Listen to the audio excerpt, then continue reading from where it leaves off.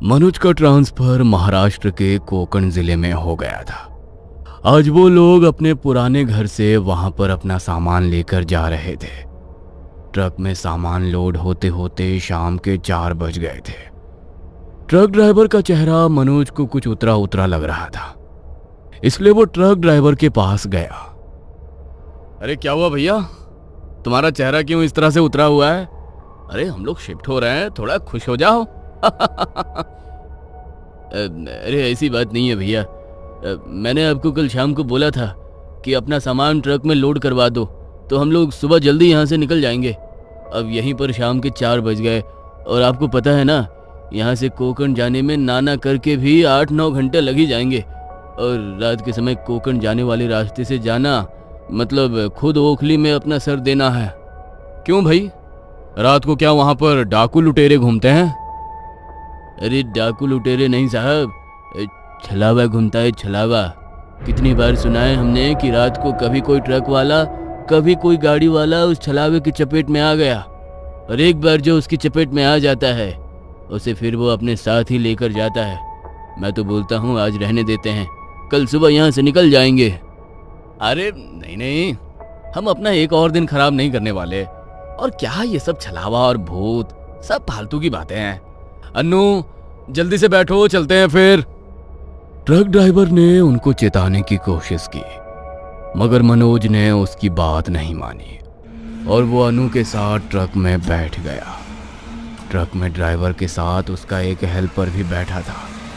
उन्हें वहां से निकले हुए लगभग 3 घंटे हो गए थे और बाहर अब हल्का हल्का अंधेरा भी होने लगा था, जिसे देखकर ड्राइवर के साथ साथ अब उसके हेल्पर के चेहरे पर भी घबराहट झलक रही थी। मालिक, अंधेरा सा होने लगा है, हम रास्ते में कहीं रुकेंगे ना? मतलब हम सीधा कोकण तो नहीं जाएंगे ना? क्यों? जब हम कोकण के लिए निकले हैं तो वहीं पर जाकर रुकेंगे ना। अरे नहीं नहीं, क्यों आफत मोल लेनी है? आपको पता नहीं क्या, रात को उस रास्ते पर छलावा भटकता है।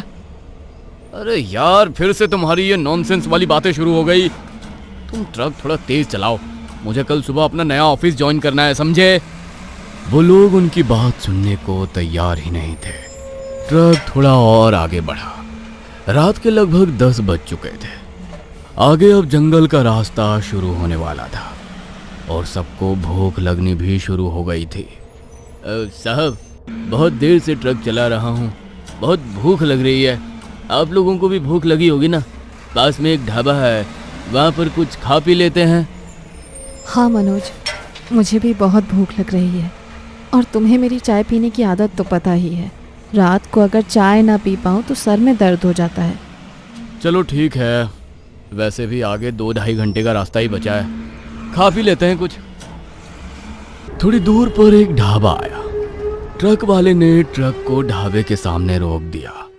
वो सब खाना खाने के लिए उतरे तो उन्होंने देखा कि ढाबे पर उन लोगों के अलावा कोई और लोग थे ही नहीं। ये बात उन्हें कुछ अजीब सी लगी, क्योंकि अभी सिर्फ रात के 10 बज रहे थे। कुछ अजीब बात नहीं है ये। कितनी बार हम लोग रात को ट्रैवल करते हैं और जब भी खाना खाने के लिए किसी ढाबे पर रुकते हैं तो ढाबे पर अक्सर लोग खाना खाने के लिए बैठे ही होते हैं, लेकिन यहाँ पर तो हमारे अलावा कोई भी खाना खाने के लिए नहीं है। इतनी रात को कोई यहाँ से आगे रास्ते पर बढ़ने की हिम्मत नहीं करता साहब। कोई रात को निकलता भी है तो पीछे गेस्ट हाउस है, वहीं पर रात को रुक जाते हैं लोग। हमारा ढाबा भी 10 बजे बंद हो जाता है। ग्राहक तो आना 7 बजे के बाद ही बंद कर देते हैं, मगर हम इसलिए थोड़ी देर तक ढाबा खोलकर रखते हैं ताकि अगर किसी को मदद की जरूरत हो तो हम उसकी मदद कर सकें। मदद? कैसी मदद? मेरे कहने का मतलब है कि रात को चाहो तो यहाँ पीछे गेस्ट हाउस है, वहाँ रुक सकते हो। इतनी रात को आगे तो जाओगे नहीं। अब तो ये लोग भी बोल रहे हैं साहब, इनकी बात तो मान लो। तुम्हें बोला ना एक बार नहीं रुकना, और बताया है ना तुम्हें कि सुबह मुझे ऑफिस भी ज्वाइन करनी है। आज रात तो आप हमें मरवा कर ही मानेंगे, किसी की भी बात सुनने को तैयार नहीं हो। अगर सब कह रहे हैं तो मान लीजिए ना, और वैसे भी 2-2.5 घंटे का रास्ता ही बचा है। सुबह 5 बजे तो रोशनी हो ही जाती है, तो सुबह सुबह निकल पड़ेंगे और आपके ऑफिस के टाइम से पहले ही हम पहुंच जाएंगे। क्या तुम भी इन लोगों की बातों में आ रही हो? गेस्ट हाउस वाले कमीशन देते होंगे इनको, इसलिए फालतू की कहानियां बना रहे हैं। तुम ये सब बातें छोड़ो और खाना खा लो। सब खाना खा रहे थे, तभी अनु के कपड़ों पर दाल गिरी। हे भगवान, इस दाल को भी अभी ही गिरना था, पूरा कुर्ता खराब हो गया मेरा। अरे दीदी, वो पीछे वहाँ बाथरूम है, आप वहाँ जाकर इसे साफ कर लो। अनु अपने कपड़े साफ करने के लिए पीछे बाथरूम की तरफ गई। तभी वहां से वापस आते हुए उसे अपने पीछे किसी के पैरों की आहट सुनाई दी। उसने पीछे मुड़कर देखा तो वहां कोई नहीं था। वो फिर से आगे की तरफ बढ़ी, मगर इस बार दोबारा उसे किसी के पैरों की आवाज सुनाई दी। तभी अचानक एक बिल्ली पीछे से उसके सामने आकर कूद पड़ी और वहां से दूसरी तरफ भाग गई। उसने अन्नू को बुरी तरह डरा दिया। ये बिल्ली भी ना डरा दिया इसने मुझे। अनु जल्दी से ढाबे पर वापस आई। तब तक सबने खाना भी खा लिया था। अरे आ गई तुम, चलो चलते हैं। रुको साहब, मुझे भी जरा हल्का होना है, मैं अभी आता हूँ, बस 5 मिनट। थोड़ी देर बाद ट्रक ड्राइवर वापस आया और वापस आकर उसने ट्रक स्टार्ट किया और वो लोग वहां से निकल गए। थोड़ी दूर पर ही जंगल का रास्ता शुरू हो गया। ट्रक वाला और उसका हेल्पर छोटू बहुत घबराए हुए थे। मनोज अपने फोन में कुछ ढूंढ रहा था और अनु का ध्यान आगे रास्ते की तरफ था। तभी सामने देखकर वो जोर से चिल्लाई। उसकी चीख सुनकर ट्रक वाले ने अचानक ट्रक रोक दिया। अनु, क्या हुआ तुम्हें? तुम चिल्लाई क्यों?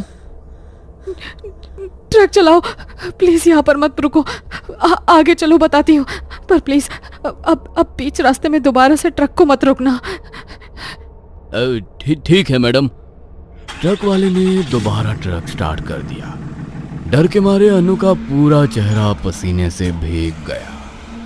किसी को भी समझ नहीं आ रहा था कि आखिर हुआ क्या है। अब तो बताओ अनु, क्या हुआ था? क्यों चिल्लाई थी तुम? वो मैं सामने रास्ते की तरफ देख रही थी। अचानक से खून से लथपथ एक आदमी मुझे सामने दिखाई दिया। मुझे लगा कि शायद उसका इस रास्ते पर एक्सीडेंट हो गया है। मैं उसकी मदद के लिए ट्रक रोकने के लिए बोलने ही वाली थी, लेकिन उससे पहले ही वो मेरी आंखों के सामने से गायब हो गया। क्या? ये आप क्या बोल रही हो मैडम?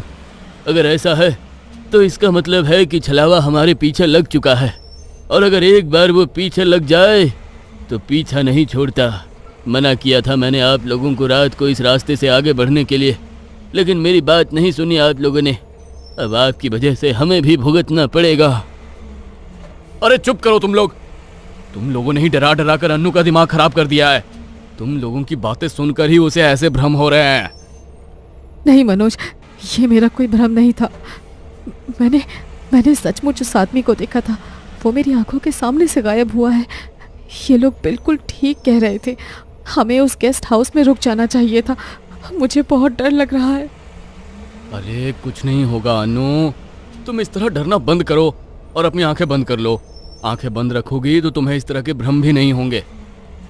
मनोज के कहने पर अनु ने अपनी आंखें बंद कर ली। तभी उन तीनों को सामने से लोगों का एक झुंड आता दिखाई दिया। वो लोग शादी की तरह सजे धजे हुए थे, मगर ढोल ताशे का कोई शोर शराबा नहीं था। देखने में तो ये कोई बारात नजर आ रही है, मगर ना कोई बैंड बाजा ना कोई ढोल। कुछ अजीब नहीं लग रहा? अजीब तो लग रहा है। आज से पहले तो मैंने भी ऐसी कोई बारात नहीं देखी। अरे उस्ताद, मुझे ये कोई बारात नहीं बल्कि छलावा लगता है। कितनी बार सुना है हम लोगों ने कि छलावा किसी बारात के रूप में आता है। मैं तो कहता हूँ ट्रक पीछे ले लो। छोटू के कहने पर ड्राइवर ट्रक बैक करने लगा, मगर जब उसने ट्रक के साइड मिरर में देखा तो उसे पीछे से भी वही लोग आते दिखाई दिए। वही हुआ जिसका डर था। ये छलावा ही है। साइड मिरर में देखो, पीछे भी वही लोग दिखाई दे रहे हैं। जैसे ही उन तीनों ने साइड मिरर में देखा तो डर के मारे उनके रोंगटे खड़े हो गए। ओह माय गॉड, ये सब क्या हो रहा है? अब तो ट्रक को पीछे लेकर भी कोई फायदा नहीं है। ट्रक को फुल स्पीड में आगे बढ़ाओ और जल्दी निकलो इस जगह से। ट्रक ड्राइवर ने बिना टाइम वेस्ट किए ट्रक को फुल स्पीड में आगे की तरफ बढ़ाया और अचानक वो लोग वहां से आगे की तरफ बढ़ गए। जैसे जैसे ट्रक आगे बढ़ता जा रहा था वैसे वैसे वो लोग भी उन्हें आगे की तरफ बढ़ते दिखाई देते जा रहे थे। डर के मारे उन सबका बुरा हाल हो चुका था। मना किया था मैंने आपको, कितनी बार मना किया था, मगर एक बार भी मेरी बात नहीं सुनी आप लोगों ने। अब आप लोगों के चक्कर में हम दोनों की भी जान जाएगी। उस्ताद, वो लोग तो सामने से दिखने गायब हो गए, लेकिन मुझे लगता है कि हम एक ही रास्ते पर फंस कर रह गए हैं। ये देखिए, ये पानी की प्याऊ वही है जिसके ऊपर ये मटका रखा था। ये तो उस ढाबे से थोड़ी दूर पर ही थी ना, और हम लोग तो वहां से बहुत आगे आ चुके हैं। तो फिर ये प्याऊ यहाँ पर कैसे आ गई? ये बिल्कुल ठीक कह रहा है। ये वही प्याऊ है। उसके बगल में ठीक ऐसा ही बेंच था जिस पर कोंकण 2 घंटे दूर लिखा था, और इसके ऊपर भी वही लिखा है। हम एक ही रास्ते पर घूमते जा रहे हैं। इस छलावे ने हमें अपने भ्रम में फंसा लिया है, लेकिन अब हम इस छलावे से बाहर कैसे निकलेंगे? ड्राइवर फुल स्पीड में वहां से ट्रक को भगा रहा था, मगर कुछ देर बाद वो फिर से उसी जगह पर आकर रुक गए। और कुछ देर आगे चलने के बाद अचानक बहुत तेज ब्रेक के साथ ट्रक भी वहीं पर रुक गया। अरे, तुमने ट्रक क्यों रोक दिया? मरना है क्या तुम्हें? अरे रोका नहीं है मैंने ट्रक को, बल्कि खुद रुक गया है। इसे भी अभी ही खराब होना था। अगर ये ट्रक आगे नहीं बढ़ा तो हम सब बुरी तरह फंस जाएंगे। हमें आसपास कोई सुरक्षित जगह ढूंढनी होगी जहां हम आज रात रुक सके। उस तरफ देखो, झाड़ियों का इलाका है, लेकिन एक छोटा सा घर दिखाई दे रहा है मुझे। लालटेन की रोशनी भी है वहां पर। लेकिन अगर हम बाहर निकले और छलावे ने हमें पकड़ लिया तो? लेकिन अगर हम इस ट्रक के अंदर बैठे रहे तो भी छलावे का ध्यान इस पर चला जाएगा और हम यहाँ से कहीं भाग भी नहीं पाएंगे। इससे अच्छा है कि हम वहीं पर जाकर छिप जाएं।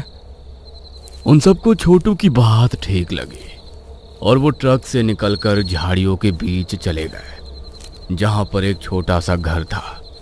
वो लोग उस घर के भीतर गए और उन्होंने दरवाजे को अंदर से बंद कर लिया। वो घर ज्यादा साफ नहीं था, लेकिन वहां 2 बिस्तर रखे हुए थे।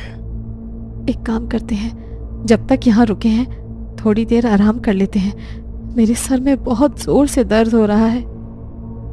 अनु मनोज के साथ एक बिस्तर पर लेट गई और ट्रक ड्राइवर के साथ छोटू दूसरे बिस्तर पर लेट गया। और कब उनकी आंख लग गई किसी को पता नहीं चला। तभी कुछ देर बाद मटके पर रखा गिलास अचानक से नीचे गिर गया और उसकी आवाज से अनु की नींद टूट गई। अनु ने आंखें मलते हुए सामने देखा तो डर के मारे उसकी चीख निकल गई, क्योंकि छोटू जमीन पर पड़ा हुआ था और उसकी गर्दन के मांस को किसी ने फाड़ डाला था। उसकी चीख की आवाज से मनोज और ट्रक ड्राइवर की भी नींद खुल गई और जब उन्होंने सामने देखा तो डर के मारे उनकी आंखें भी फटी की फटी रह गईं। छोटू, ये क्या हो गया? छोटू को किसने मारा इसे? पता नहीं, मेरे कानों में तो पानी का गिलास गिरने की आवाज पड़ी थी। उससे मेरी नींद टूट गई और जब मैंने सामने देखा तो छोटू मर चुका था। मुझे तो लगता है तुमने ही मारा है। अरे, तुम्हारा दिमाग और आप खराब हो गया है क्या? क्या अनाप शनाप बके जा रहे हो? अनाप शनाप नहीं, बिल्कुल ठीक बोल रहा हूं मैं। मुझे तो यही छलावा लगती है। सबसे पहले इसी ने बोला था कि इसको सामने कोई आदमी दिखाई दिया है, और सबसे पहले यही गई थी ना कपड़े साफ करने ढाबे के पीछे बाथरूम की तरफ, और अभी भी यही चिल्लाई थी। हम दोनों तो सो रहे थे, तो छोटू को मारा किसने? यही छलावा है, इसी ने मारा है उसे। क्या? लेकिन अगर ये छलावा है तो मेरी अनु कहाँ है? अरे तुम पागल हो गए हो क्या मनोज? इसकी बात क्यों सुन रहे हो? और बात रही बाथरूम जाने की, तो मेरे बाद ये भी तो गया था बाथरूम की तरफ। ये भी तो छलावा हो सकता है। मैं बता रहा हूँ, ये हमें गुमराह करने की कोशिश कर रही है। अगर हमने इसे नहीं मारा तो जैसे इसने छोटू को मारा है वैसे ही ये हमें भी मार देगी। ट्रक वाले ने पास में पड़ा एक डंडा उठाया और उससे अनु की तरफ वार करने लगा, मगर अनु वहां से हट गई और वो डंडा मनोज के सर पर जाकर लगा। मनोज के सर से खून बहने लगा। तभी अनु ने नीचे पड़ा वो डंडा उठाया और ट्रक ड्राइवर पर वार करने लगी, मगर उसने उसके हाथ से वो डंडा छीनकर दूर फेंक दिया। तुझे छोड़ूंगा नहीं मैं, मुझे पता है तू ही छलावा है। ट्रक ड्राइवर ने फिर से वो डंडा उठाया, मगर जैसे ही वो डंडा उठाने के लिए नीचे झुका, तभी मनोज का ध्यान वहां नीचे लगे एक शीशे पर पड़ा जिसमें ट्रक ड्राइवर की छवि दिखाई ही नहीं दे रही थी। मनोज उसी वक्त समझ गया कि छलावा कोई और नहीं बल्कि वो ट्रक ड्राइवर ही है। वो अपने सर पर हाथ रखे हुए जल्दी से उठा और वहां पर रखा हुआ मटका उसने ट्रक ड्राइवर के सर पर दे मारा और वो डंडा उठाकर लगातार उस पर वार किए। वो निढाल होकर वहां गिर पड़ा और अनु का हाथ पकड़कर वहां से बाहर की तरफ भाग गया। तभी सूरज की पहली किरण उगी और जब सूरज निकल जाता है तो छलावा किसी पर हावी नहीं हो पाता। कुछ देर बाद वहां पर एक बस आई और वो दोनों उसमें बैठकर कोकण के लिए निकल गए। वो दोनों तो खुशकिस्मत थे कि उनकी जान बच गई, मगर ट्रक ड्राइवर और छोटू को उनकी जिद की वजह से अपनी जान गंवानी पड़ी। छलावा कोई बनाई हुई कहानी या भ्रम नहीं है। एक बार ये जिसके पीछे पड़ जाए उनमें से किसी ना किसी को तो अपने साथ लेकर ही जाता है। इसलिए रात के समय ऐसे रास्ते से गुजरने की भूल ना करें। क्या पता अगले सुनसान रास्ते पर छलावा आपका ही इंतजार कर रहा हो।